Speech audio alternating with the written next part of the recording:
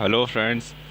जैसा कि हम लोगों ने बात करते हैं अभी तक जो टॉपिक पढ़ा था थोड़ा सा, तो यहाँ पे लास्ट टॉपिक जो हमारा था वो स्टॉक और फ्लो के बारे में था कि स्टॉक क्या होता है और फ्लो क्या होता है, तो हम लोग उसी के बारे में बात करेंगे वापस से। तो जैसा कि हमारा सेकंड टॉपिक था वो था concept of the macro economics. तो मैक्रो इकोनॉमिक्स किस कंसेप्ट पे काम करती है, तो हम लोगों ने लास्ट टॉपिक में बात किया था कि वो अपने स्टॉक एंड द फ्लो। तो स्टॉक का मतलब तो क्या होता है, एक पर्टिकुलर टाइम पीरियड पे जो भी वैल्यूज़ होती है तो उसके बारे में इंडिकेट करता है, और फ्लो क्या होता है, the value of a variable during a period of time. एक पर्टिकुलर टाइम पीरियड में जो भी हमारे बिजनेस में जो भी गुड्स होती है उनका फ्लो होता है। ठीक है, तो यहाँ पे बात करते हैं हम नेक्स्ट टॉपिक देखते हैं हम लोग, mutual dependence of the between the stock and flow. तो स्टॉक और फ्लो दोनों एक दूसरे पे किस तरीके से डिपेंडेंट होते हैं वही चीज़ यहाँ पे दिया हुआ था। जैसे हम लोगों ने बात करते हैं बैंक में, अगर हम लोग बात करें 20,000 रुपीज़ हम लोगों ने अपने सेविंग अकाउंट में 1 जनवरी को डिपॉजिट करवाया, तो ये क्या कहलाएगा, अपना स्टॉक ऑफ योर सेविंग। तो ये क्या कहलाता है, अपना स्टॉक है। अगर हम लोग बात करते हैं इसमें से, अगर हम लोग पर 1,000 रुपीज़ पर मंथ अगर विड्रॉ करते हैं तो ये क्या कहलाएगा, हमारा फ्लो कंसेप्ट कहलाएगा। ठीक है, तो यही चीज़ हम लोगों को यहाँ पे ध्यान रखना था। तो यहाँ पे बेसिकली देखते हैं हम लोग कि 4 सेक्टर ऑफ द इकोनॉमिक। तो इकोनॉमिक में जो है 4 सेक्टर जो होते हैं सबसे मेन होते हैं। तो जो भी होती है मैक्रो इकोनॉमिक्स के जो भी पॉइंट हैं वो अपन लोगों ने 4 टॉपिक में डिवाइड किया हुआ है। नंबर फर्स्ट बात करते हैं हम लोग household sector. It include the customer of goods and service. Household are also the owner of the factor of the production. तो बेसिकली बात करें हाउस होल्ड सेक्टर जो पूरी तरीके से गुड्स एवं सर्विस को जो भी कंज्यूमर होते हैं, तो कंज्यूमर सारे के सारे इसमें आते हैं। जितने भी कंज्यूमर हैं जो भी हमारी गुड्स और सर्विस को यूज़ में लेते हैं वो सब इसमें इंक्लूड होते हैं। सेकंड नंबर पे बात करते हैं हम लोग प्रोड्यूसर सेक्टर। तो प्रोड्यूसर सेक्टर में बात करते हैं कि जो भी हमारी यूनिट का प्रोडक्शन कहीं पे हेल्प करती है। तो यहाँ पे बात करें it include the all the प्रोडक्टिंग unit in the economy. जो भी इकोनॉमी के जो भी प्रोडक्शन या फिर सर्विस का या फिर गुड्स का या फिर प्रोडक्शन करती है। जैसे बात करते हैं land, labour, capital and the entrepreneurship skill from the house hold. तो ये सब चीज़ें आती है। थर्ड नंबर पे आता है हमारा गवर्नमेंट सेक्टर। तो गवर्नमेंट सेक्टर में जैसे बात करते हैं यहाँ पे ये इंक्लूड करता है हमारे किसी को, वेलफेयर एजेंसी को। इसके बाद बात करें government of as a producer, वो दोनों तरीके से गवर्नमेंट के काम में आ सकता है। फिर बात करते हैं एक्सटर्नल सेक्टर। तो एक्सटर्नल सेक्टर में बेसिकली हम लोग बात करते हैं कि एक्सटर्नल सेक्टर में क्या क्या आते हैं, तो वो चीज़ हम लोग यहाँ पे देखते हैं। External it include all such activities which are the related to the export and the import of the goods. तो यहाँ पे बात करते हैं हम लोग एक्सपोर्ट इम्पोर्ट करते हैं। Flow of the capital between the domestic economic and the rest of the world. जो पूरी दुनिया में हमारी जो कंट्री है तो यहाँ से कितना की इकोनॉमिक का आउटफ्लो और इनफ्लो होता है, तो उसके बारे में पूरी की पूरी इन्फॉर्मेशन मिलती है यहाँ पे। ठीक है, नेक्स्ट टॉपिक आता है हमारा इंटरेस्ट फ्लो। तो बात करें ई सेक्टर, जो भी हमारे जो सेक्टर दिए हुए थे वो सेक्टर क्या होते हैं, एक दूसरे पे कहीं ना कहीं डिपेंडेबल होते हैं। It this is called to the intersectoral of the interdependent. तो यानी कि सारे के सारे जो सेक्टर है वो कहीं ना कहीं आपस में एक दूसरे पे डिपेंडेबल होते हैं। Following of the observation highlight of the intersectoral of the interdependent. तो यहाँ पे अपने को कुछ टॉपिक देते हैं। Household sector depend on the producer sector for the supply of goods and the service. House hold जो होता है वो पूरी किस पे डिपेंड करता है, अपना यहाँ पे प्रोड्यूसर सेक्टर पे डिपेंड करता है।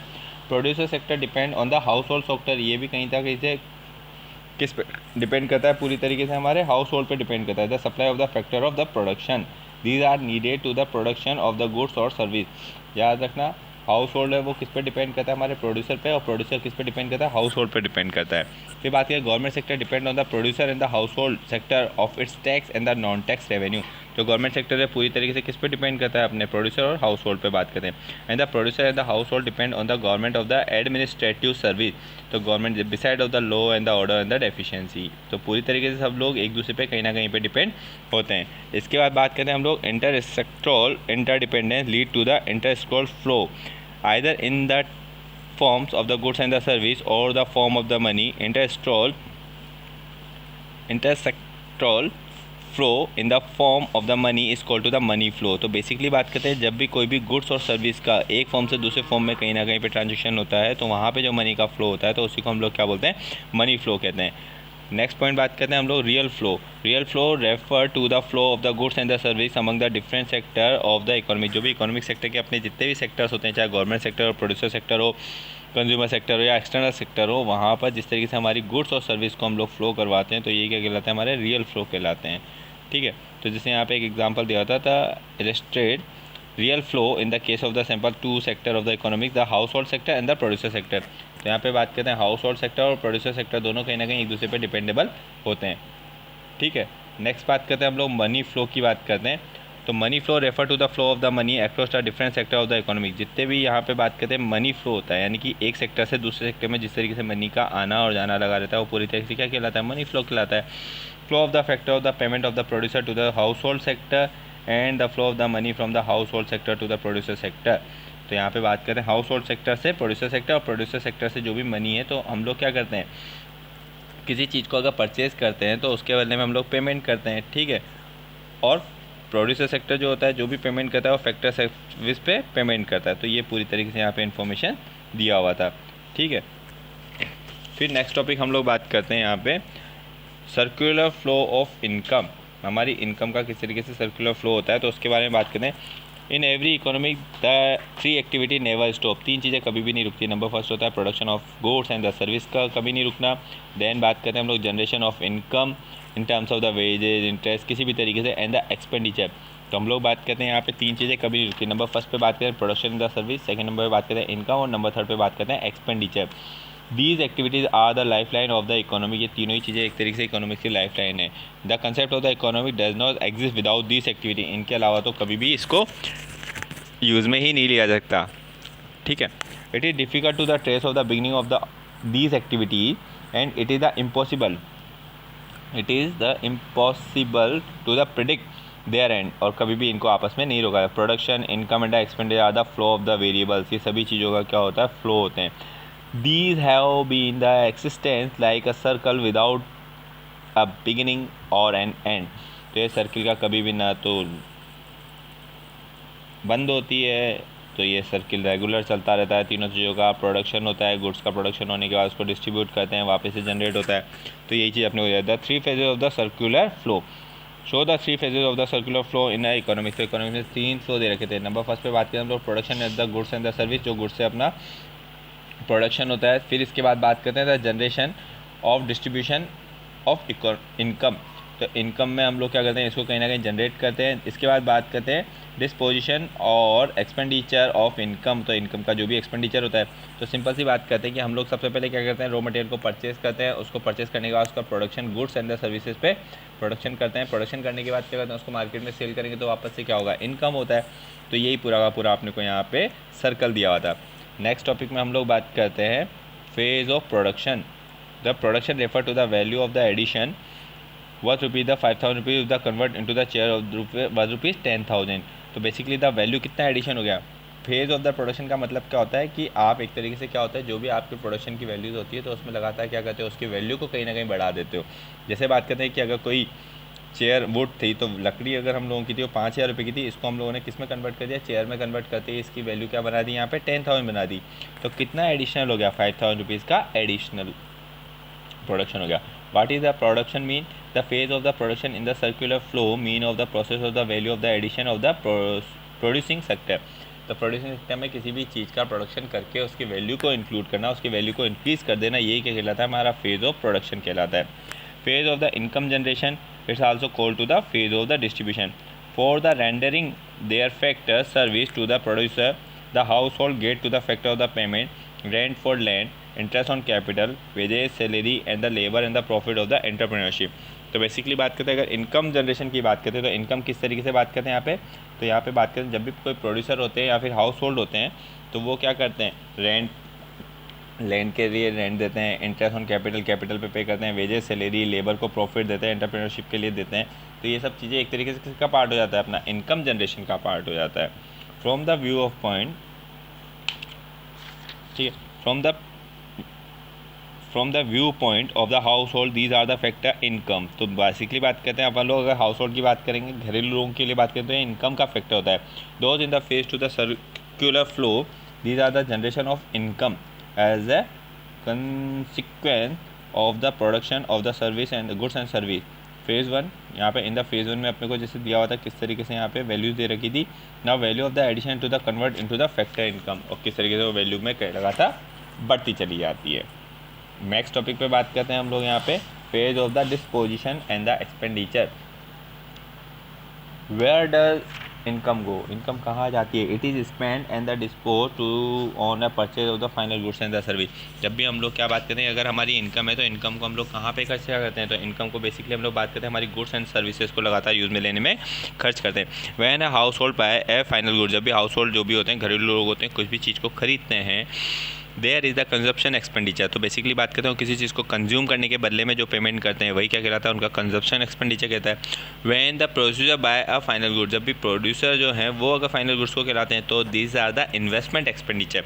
अगर प्रोड्यूसर किसी चीज़ को खरीदते हैं तो वो क्या कहलाता है? अपना इन्वेस्टमेंट एक्सपेंडिचर है, क्योंकि वो क्या करेंगे? उस चीज़ को कहीं ना कहीं पे इन्वेस्ट करके उससे किसी ना किसी नई चीज़ का प्रोडक्शन करेंगे जो मार्केट में कहीं ना कहीं बेनिफिशियरी होगा। तो यहाँ पे यही चीज़ दिया हुआ था, the considering the three phases of the together we find the two factor economic. Number first में बात यहाँ पे दे रखा था अपने को production, the value of the goods and the service. तो यहाँ पे बात करें income generate and the expenditure. These are called of the triple identity. These are the illustrated in the sector 2 of the circular flow model। तो यहाँ पे अपने को एक मॉडल दिया हुआ था, तो उसको देखते हैं। सबसे पहले बात करते हैं यहाँ पे हम लोग, उसने अपने को house hold and the producer firm, दो फर्म दे रखी हैं, ठीक है, दोनों दे रखे हैं। तो यहाँ पे बात करते हैं expenditure of the goods and the service ₹10 crore. अगर हाउस होल्ड है जो किसी भी तरीके से खर्चा करते हैं, किस पे बात करते हैं यहाँ पे? Sale of the factor of the service land. तो हाउस होल्ड बात करते हैं, हाउस होल्ड क्या क्या देते हैं अपने प्रोडक्शन फर्म को? तो बात करते हैं एक तो गुड्स और सर्विस के लिए जो भी एक्सपेंसेस करते हैं, यानी कि किसी भी चीज़ को खरीदते हैं तो उसके बदले में पेमेंट करते हैं, और साथ के साथ साथ बात करते हैं अपनी सर्विसेज देते हैं। सर्विसेज में बात करते हैं अपनी लैंड दे दिया, लेबर दे दिया, कैपिटल दे दिया, एंटरप्रेन्योरशिप दे दिया। इसके बदले में बात करते हैं प्रोड्यूसर फर्म। तो प्रोड्यूसर फर्म उसको बदले में क्या देती है? Sale of goods and the service. उसके बदले में क्या करती है? गुड्स और सर्विस को सेल करती है, या फिर फैक्टर पेमेंट, या फिर वो रेंट, वेजेज, इंटरेस्ट, प्रॉफिट, बहुत सारी चीज़ों का पेमेंट करती है। तो कहीं ना कहीं इन दोनों के बीच में आपस में फ्लो बना रहता है। इसके बाद बात करते हैं, नेक्स्ट टॉपिक आता है अपना अजम्पशन ऑफ द मॉडल। इस मॉडल के क्या क्या अजम्पशन होते हैं? There are the only two sector in the economic, namely of the household and the producer. इसमें पूरी तरीके से सिर्फ दो ही चीज़ों को माना है, एक तो हाउस होल्ड को और एक प्रोड्यूसर को। The house hold spend their entire income. यहाँ पे ये बात करते हैं कि जो हाउस होल्ड है वो पूरी तरीके से जितनी भी अपनी इनकम होती है सबको खर्च कर देते हैं। Next number third, the domestic income is the close economic, there so that there are no export and the import. यहाँ पे बात करते हैं कि जो पूरा का पूरा जो भी प्रोडक्शन हुआ पूरा का पूरा किसने यूज़ में ले लिया था? डोमेस्टिक इकोनॉमी में यूज़ लिया था, और एक्सपोर्ट इम्पोर्ट के बारे में कोई इन्फॉर्मेशन नहीं है। And there is no government in the domestic economic, और यहाँ पे किसी भी तरीके की गवर्नमेंट को इसमें इंक्लूड नहीं किया है। नेक्स्ट बात करते हैं ऑब्जर्वेशन, देखते हैं these model offer the following of the observation. क्या क्या दे रखा है? तो यहाँ पे बात करते हैं, नंबर फर्स्ट दिया हुआ है अपने को the final payment by firm. तो फर्म क्या करती है? Value addition by the firm. Firm ने जो भी होगा तो वह हमने क्या किया? जितनी भी अपनी इनकम थी उस इनकम को जोड़ करके इसको सेल कर दिया। The total production of the goods and the service is equal to the total expenditure of the goods and the service by the household sector. Next value addition is equal to the income generate is equal to the expenditure of the goods and the service. They are the triple identity. तो ये तीनों अपने को दे रखी थी, तो कहीं ना कहीं ये लोग एक दूसरे के इक्वल होती है, ठीक है। तो यहाँ पे बात करते हैं the money flow of the just of the monetary expression और ऑफ रियल फ्लो। देन इसके बाद बात करते हैं हम लोग significance of the circular flow model. Study of the circular flow of income is important due to the following of the reason. तो यहाँ पे उसके कुछ रीज़न दे रखे थे, क्या क्या रीज़न दे रखे हैं तो वही चीज़ अपने को देखनी है यहाँ पे सबसे पहले, ठीक है। तो फर्स्ट दे रखा था estimation of the national income. यहाँ पे हम लोग क्या करते हैं, अपनी जो नेशनल इनकम है उसका कहीं ना कहीं एस्टिमेट लगा सकते हैं। तो नेशनल इनकम का कैसे निकालेंगे? जो भी रेंट है, जो भी वेजेस दे रखा है, प्रॉफिट या इंटरेस्ट है, इन सब के फ्लो को house hold of a country, तो इसको पूरा के पूरे को जोड़ के हम लोग इसमें कहीं ना कहीं पे नेशनल इनकम का पार्ट निकाल सकते हैं। सेकंड नंबर पे knowledge of the intersectoral of the interdependence. A circular flow of the model help. ये जो मॉडल है वो हम लोगों को कहीं ना कहीं पे हेल्प करता है, किस चीज़ को जानने में करता है? Interdependence among the different sector of the economy. Economy के जितने भी सेक्टर होते हैं वो किस तरीके से एक दूसरे पर डिपेंडेबल है उसके बारे में जानकारी प्रोवाइड करता है। नेक्स्ट इसके बाद ये चैप्टर टॉपिक कंप्लीट होता है। इसके बाद यहाँ पे कुछ पावर पॉइंट दिए हैं, यानी कि जो मेन टॉपिक हैं उनको एक बार डिस्कस करना, आपस देख लेना। तो पूरा जो चैप्टर हम लोगों ने रीड आउट किया उसमें जो मेन जो वर्ड्स होते हैं वो सब चीज़ें यहाँ पे दी हुई है, तो इनको एक बार देख लेना, टॉपिक कंप्लीट होता है। Thank you.